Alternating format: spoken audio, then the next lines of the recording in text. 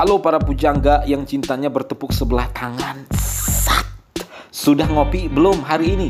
Bagaimana merangkai puisinya? Lancar? KM teringat dengan sebuah puisi yang berbunyi, hati-hati dengan cinta yang tak terurus. Dia bisa hangus, tak lagi bagus, aus, cuak.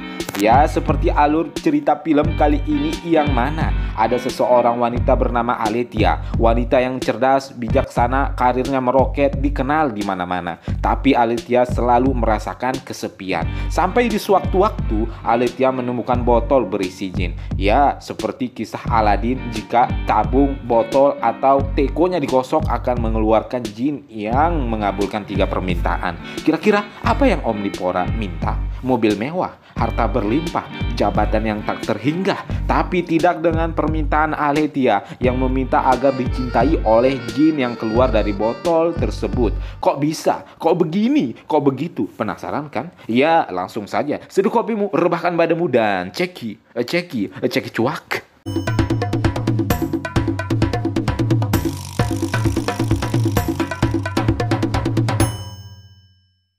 Menceritakan tentang seorang wanita bernama Atelia. Atelia adalah seorang wanita yang mandiri, juga seorang naratalog yang diundang ke beberapa negeri dalam setahun, seperti Cina, Lautan Selatan, dan kota-kota lainnya. Tapi kali ini Atelia menghadiri undangan ke Istanbul. Baru saja mendarat, ia telah menghadapi hal-hal yang aneh, seperti bertemu jin kasat mata yang hanya bisa dilihat oleh dirinya sendiri. Istanbul is the mysteries of Istanbul. Bersamaan dengan itu, Atelia disambut oleh sahabatnya. Atelia pun mengungkapkan apa yang telah ia lihat di bandara tersebut kepada sahabatnya yang seorang profesor. Tapi sahabatnya tidak menghiraukan dan mengatakan, itu hanya imajinasimu, Atelia. Oh iya, Atelia juga seorang dokter yang sedang menjelaskan kenapa di dunia ini penuh dengan misteri, kekuatan tak dikenal, di balik semua keajaiban bencana, tentang ilmu, metodologi, dan sains. Tapi penglihatannya selalu teralihkan oleh makhluk kasat mata, sehingga tiba-tiba Atelia pun sempat pingsan dan sadarkan diri. Ia pun berencana untuk pulang ke London untuk beristirahat. Mungkin ia menganggap pikirannya lagi kacau sehingga imajinasinya kemana-mana. Seperti para pendatang sebelum keberangkatan pulang, ia pun membeli oleh-oleh terlebih dahulu di sebuah toko bajar di Istanbul. Atelia pun membeli 1 botol untuk kenang-kenangan. Si penjual layaknya seorang sales menceritakan sejarah botol ini bahwa sekitar tahun 1845 tahun yang lalu ada pengrajin kaca di Inkarkor. Mereka terkenal dengan pola spiral biru putih bla bla bla bla. Sampai Atelia sangat tertarik dan membawanya ke kamar hotel. Yes, but no crusts. Sesampainya di kamar, Atelia pun membersihkan botol oleh-oleh itu terlebih dulu biar kelihatan klimis. Tetapi sedang asik-asiknya membersihkan botol, tiba-tiba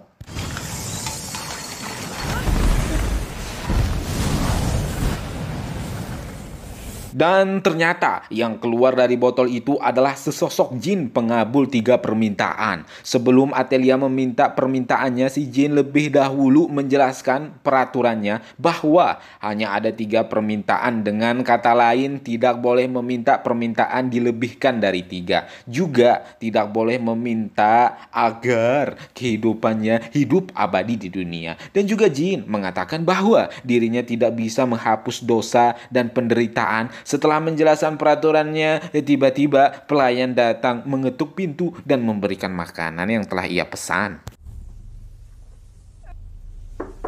Good morning. Where would you like it, Doctor? Dengan cepat Atelia menerima makanan dan menutup pintunya. Setelah menutup pintu dan kembali masuk, Atelia melihat ukuran jin yang sudah seperti manusia. Dan jin menawarkan makanan juga.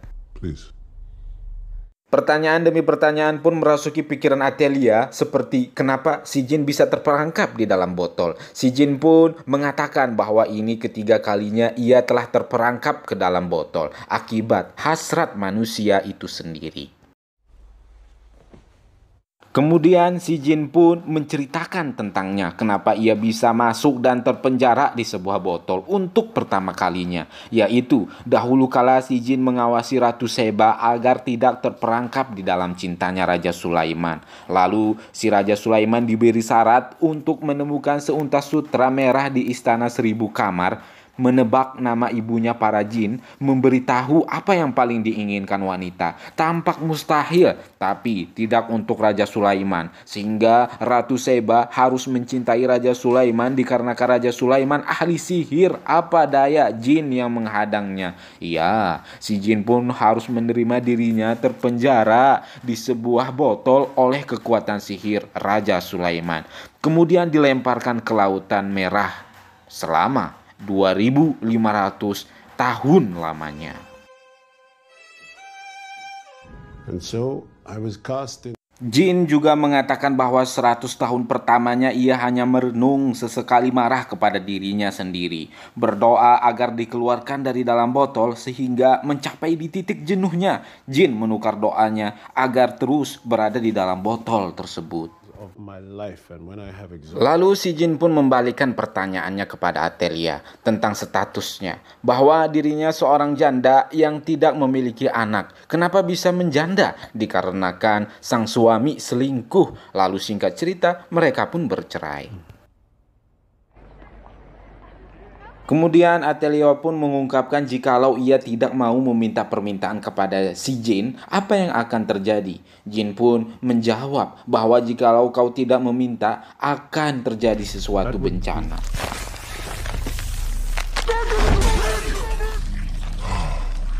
Setelah itu, Jin menceritakan pengurungan keduanya, yaitu ketika sang nelayan menangkap ikan, botolnya ikut terjala. Namun, nelayan menganggap botol yang sudah dilapisi batu itu hanyalah batu biasa dan membuangnya. Sehingga suatu saat batu itu telah dijadikan beton. Kemudian, di suatu hari, ada seorang gadis yang menaiki beton untuk melihat seorang pangeran yang ia cintai. Tak sengaja, ia menginjak batu berisi botol itu dan terjatuh.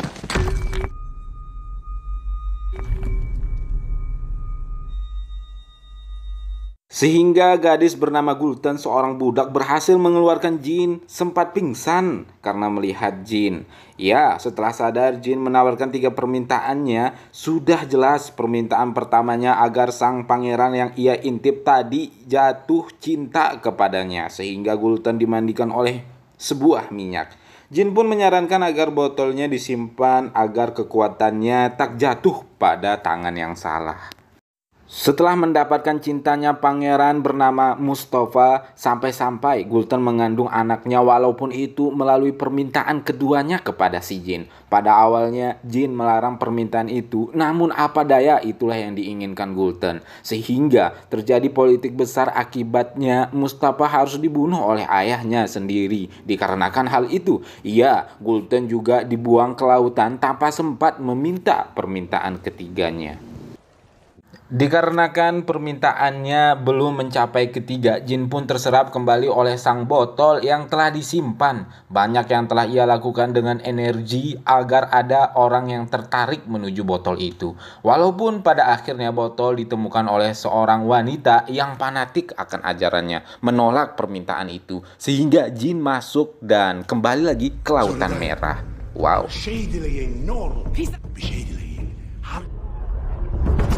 Setelah mendengarkan ceritanya Jin, Athelia dan Jin pun seperti sedikit berdebat karena dirinya tidak mau meminta permintaan kepada Jin. Ia pun menyarankan agar Jin masuk ke botol lagi dan akan Athelia berikan kepada orang yang membutuhkan atau yang serakah.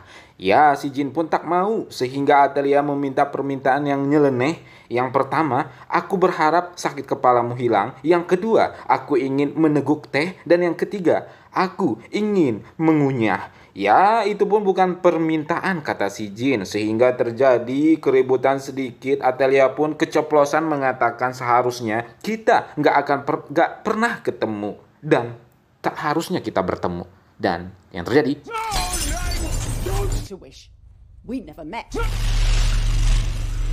Atelia pun tersadar bahwa dirinya tak akan bisa lolos dari si jin. Lalu kemudian si jin menjelaskan pengurungan ketiganya oleh seorang wanita bernama Jepir berusia 12 tahun yang telah menikah dengan seorang pedagang kaya. Suatu saat suaminya memberi botol, entah apakah dari nelayan juga, yang jelas botol itu digosok oleh Jepir kemudian si jin keluar. Jepir, seorang wanita yang cerdas, banyak hal-hal penemuannya yang ditunjukkan kepada si jin. Namun penemuannya itu tak pernah diakui oleh orang-orang, sehingga keputusasaan pun di sewaktu-waktu menghampirinya. Jepir meminta keinginannya, yaitu ilmu pengetahuan. Jin pun memberikan Jepir buku-buku dengan penjelasan yang luar biasa, seperti sejarah, filosofi, bahasa, puisi, astronomi, matematika, dan banyak hal-hal yang jin jelaskan kepada Jepir. Cuak. Jepir terus belajar sehingga ia menemukan rumus-rumus yang tak terpecahkan. Jepir sedih akan hal itu. Jepir pun mengajukan permintaan keduanya agar bermimpi layaknya jin, bisa melihat hal-hal yang tak bisa dilihat manusia. Singkat cerita, Jepir pun dapat memecahkan rumus tersebut. Invisible electromagnetic. Jin pun mengungkapkan kepada Atelia bahwa dirinya jatuh cinta kepada Jepir, suka dari semua sisi yang ia miliki, marahnya, kelakuannya, bad moodnya. Bahkan Jin mengatakan bahwa ia lebih mencintai Jepir dibandingkan Ratu Sheba. Kemudian Jin melanjutkan ceritanya. Jepir ingin mengajukan permintaan ketiganya agar bisa lolos ke dunia terbuka. Namun Jin menutup mulutnya karena yang dibilang tadi, si Jin sudah jatuh cinta kepada Jepir. Karena jikalau Jepir meneruskan permintaannya, otomatis Jin tak bisa lagi bertemu Jepir. Jepir pun terus mengomel, marah, menganggap dirinya telah terjebak. Jin pun merasa bersalah. Untuk menebus kesalahannya itu, Jin merelakan dirinya untuk menyegel dirinya ke dalam botol. Panjang kali lebar telah diceritakan Jin kepada Atelia, sehingga Atelia mengajukan keinginannya. Ya, Atelia pun meminta agar dicintai oleh si Jin, lebih dari cintanya kepada Ratu Sheba dan Jepir. Atelia pun menginginkan itu dan dikabulkan. Mereka pun berpacaran. Me. Keesokan harinya, Atelia pun merencanakan kepulangannya ke kota asalnya, yaitu London. Tapi terlebih dulu, Atelia memasukkan si Jin ke botol parfum. Sesampainya di rumah, seperti biasa, rapih-rapih, beres-beres, dan sedikit bercerita kepada si Jin. Jin yang mendengarkan kebisingan yang sangat amat berusaha menyesuaikan dirinya. Ya, setelah itu, Jin menunjukkan apa yang ia dengar kepada Atelia. Di malam harinya, sepulangnya Atelia dari pekerjaannya, si Jin mengungkapkan bahwa ketika para jin berkumpul, mereka saling bercerita. Cerita bagaikan napas bagi mereka. Ya, begitu halnya manusia, setiap cerita adalah fragmen dalam mosaik yang berubah bentuk tanpa akhir. Si Jin juga sudah menjelajahi dunia dan menemukan hal-hal yang luar biasa, yang mana manusia bisa melihat otak manusia melalui teknologi modern atau mengunjungi Collider, sebuah alat besar yang menyelidiki esensi materi, lalu melihat piring besar yang mendengar bisikan binatang yang telah lama mati. Drama pun dimulai di sini, bahwa Atelia tidak sebenar-benarnya mencintai Jin, karena Atelia pada dasarnya hanya menguji Jin, dan ternyata Jin tak kehilangan kekuatannya. Sampai-sampai Atelia mengatakan, "Wahai Jinku, jikalau di dunia ini bukanlah untukmu, aku berharap kau kembali ke tempatmu, dimanapun itu." Jin pun tiba-tiba menghilang. Atelia pun menyimpan bajunya. 3 tahun pun sudah berlalu. Atelia menulis semua ceritanya di dalam sebuah buku. Dari pertama kali Atelia menemukan Jin, apa yang diceritakan Jin, kekecewaan Jin, sehingga buku itu berjudul 3000 tahun merindu. Karena memang 3000 tahun lamanya ia masuk ke dalam botol, keluar sebentar, dan masuk lagi sampai-sampai ia bertemu dengan Atelia. Dan setelah berjalan-jalan di taman, dan ternyata di sudut lain ada jin yang telah menunggunya di taman itu.